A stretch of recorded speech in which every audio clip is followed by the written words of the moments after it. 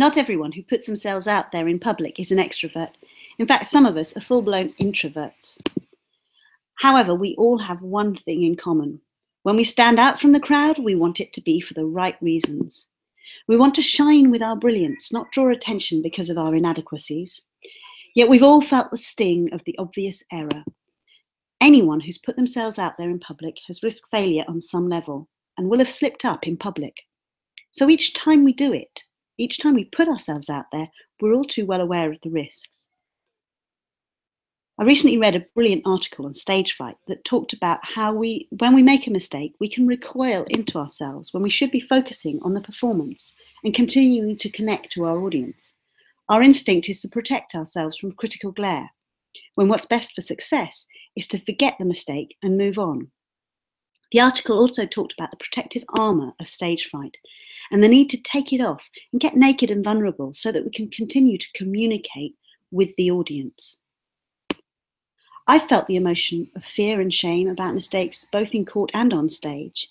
In court, the desire to protect our self-esteem after an obvious error or an embarrassing mistake can cause us to pull away from our arguments, lose focus and stumble or rush through and forget to prioritise our clients.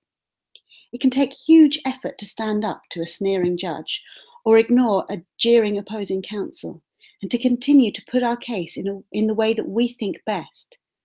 In the same way, on stage, to have the confidence to make a mistake and let it go, to remain focused on being a conduit for the music and the story and remain connected to the audience can take great effort. A recent blog I wrote on shame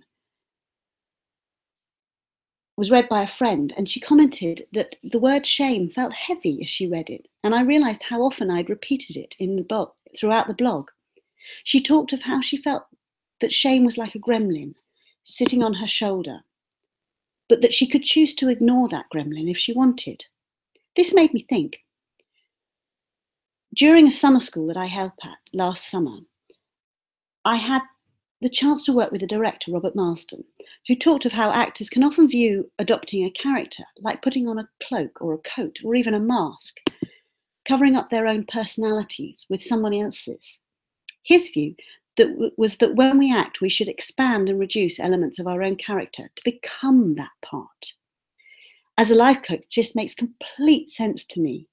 There's not a client I have had in whom I have not recognized a part of myself to a greater or lesser extent. And I could probably say that about almost all, if not all, my clients as a barrister. As the late Joe Cox famously said, we are far more united and have far more in common with each other than the things that divide us.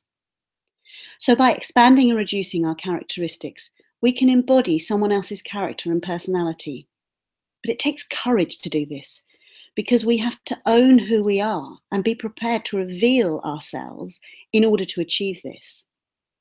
But what's this got to do with shame and embarrassment? Whilst we feel all is going well, we can view ourselves as being the yellow umbrella in the picture for all the right reasons. But when something goes wrong, we see ourselves as the yellow umbrella for all the wrong reasons. Suddenly we want to hide the yellow and melt away, like wearing a garish Christmas jumper to a business meeting or a top that says "idiot here." We feel like all eyes are on our mistake, and that's all people can see and all they are judging us by. So we wrap a coat around ourselves to hide the embarrassing garment. We try to finish as quickly as possible so that we can run away and no one can see the shame we are all wearing. Or we lash out and deflect and point out the embarrassing things that others are wearing.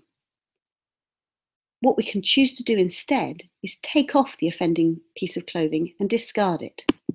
We could talk about it or even laugh at it, but recognise that it is not who we are, and it is preventing people from seeing and connecting with us. When we feel like being the yellow umbrella is wrong, chances are shame is getting in the way. Once we recognise that, we can choose to let go of the shame and become the yellow umbrella again in all its glory. I'm Hattie Volker. I'm a qualified life coach, accredited with the International Coaching Federation.